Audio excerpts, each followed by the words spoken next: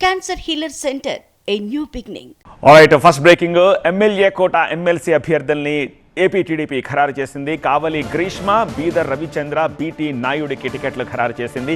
ఇప్పటికే ఒక సీటు జనసేనకు కేటాయించడంతో నాగబాబు ఆ సీటుకు సంబంధించి ఆల్రెడీ నామినేషన్ పత్రాలు దాఖలు చేశారు. ఇక తాజాగా బీజేపీకి ఒక ఎమ్మెల్సీ సీటు దక్కింది. జనసేనకు ఒకటి, బీజేపీకి మరొకటి కేటాయించడంతో 3 స్థానాల్లోనే బరిలోకి దిగుతోంది టీడీపీ.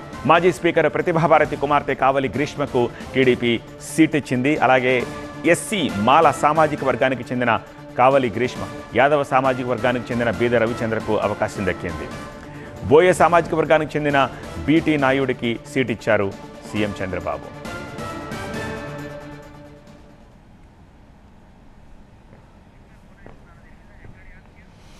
మరింత సమాచారం అందించేందుకు మా ప్రతినిధి ఈశ్వర్ ప్రస్తుతం ఫోన్ లైన్లో సిద్ధంగా ఉన్నారు. ఈశ్వర్, చాలామంది ఆశావహుల్ని అనేక వడపోతల తర్వాత ఫైనల్గా వీళ్ళ ముగ్గురు పేర్లు డిసైడ్ చేసినట్టుగా ఉంది. సో ఈ పేర్లను బయటకు వచ్చిన తర్వాత రెస్పాన్స్ ఎలా ఉంది? ఆశావహులు, నిరాశ చెందిన వాళ్ళు ఏమని అనుకుంటున్నారు? పూర్తి డీటెయిల్స్ ఏంటి? ఎగ్జాక్ట్లీ, ఇప్పటి వరకు ఈ స్థాయిలో ఎమ్మెల్సీలకు సంబంధించిన ఉత్కంఠ అయితే కొనసాగిన పరిస్థితి లేదు. బీజేపీ నుంచి కావచ్చు, జనసేన నుంచి కావచ్చు, కూటమిని ప్రత్యేకించి తెలుగుదేశం పార్టీ నుంచి పెద్ద ఎత్తున కేవలం వాళ్ళకి బీజేపీకి లాస్ట్ మూమెంట్ లో స్థానాన్ని కేటాయించారు. లేకపోతే 4 స్థానాలకి 30 పేర్ల వరకు పరిశీలించాల్సి వచ్చింది. ఆ 30 పేర్లని ఎలిమినేషన్ చేసుకుంటూ రావడం టీడీపీ అధినాయకత్వానికి కూడా చాలా ఇబ్బందికరంగా మారింది. అందరూ సీనియర్లు, అందరూ అర్హులే.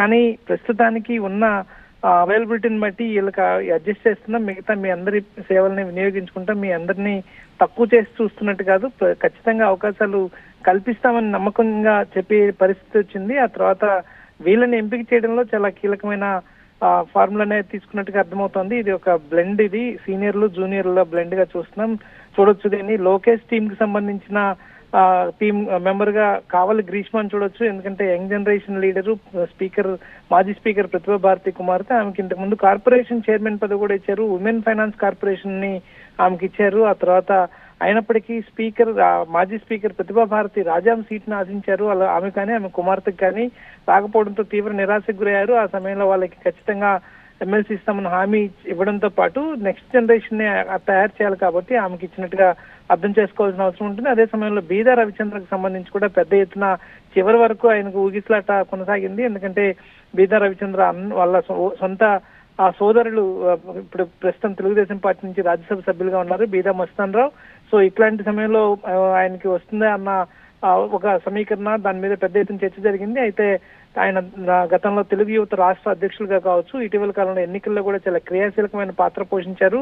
గతంలో కూడా ఎమ్మెల్సీగా పనిచేసిన బీదా రవిచంద్రకి మళ్ళీ ఆ పదవి వరించింది. దాన్ని కూడా యంగ్ జనరేషన్ టీమ్ గా దాన్ని కూడా చూడాల్సిన అవసరం కనిపిస్తుంది. అలాగే బీటీ నాయుడు రాయలసీమ నుంచి ఉన్న బోయే సామాజిక వర్గానికి సంబంధించిన నేత, ప్రస్తుతం సిట్టింగ్ ఎమ్మెల్సీ కూడా ఆయన తెలుగుదేశం పార్టీలో చాలా క్రియాశీలకంగా పనిచేస్తున్నారు. ఆయన గతంలో చంద్రబాబును అరెస్ట్ చేసిన సమయంలో చాలా పార్టీకి కావచ్చు, లేకపోతే చాలా క్రియాశీలకమైన సేవలు అందించారన్న పేరుంది. అదే సమయంలో తిరిగి ఆయనకి కొనసాగించారు. ఎందుకంటే ఆ కమ్యూనిటీకి సంబంధించిన లీడర్లు నాయకత్వం చాలా తక్కువ ఉంటుంది. పర్టికులర్ గా రాయలసీమ నుంచి దాన్ని ప్రోత్సహించాల్సిన అవసరం ఉందన్న ఆ ఉద్దేశాన్ని మొదటి నుంచి వ్యక్తం చేస్తూ వస్తున్నారు. ఎందుకంటే బోయలు మొదటి నుంచి ఎస్టీలో చేర్చాలన్న డిమాండ్ ఉంది.